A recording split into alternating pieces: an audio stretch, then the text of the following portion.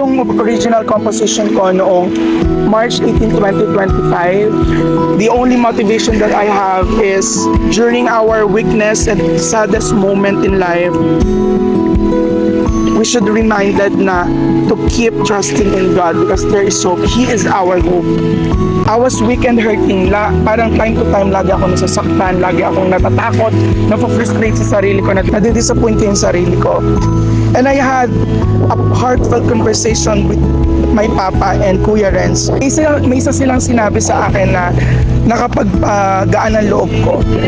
Ang sabi nila sa akin, may pag-asa pa utoy. Hope. That simple line, may pag-asa pa utoy, became a turning point of me.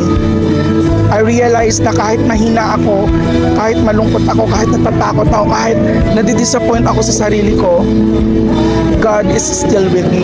Mawalan man ako ng material na bagay, if Jesus is all I have, then I have everything.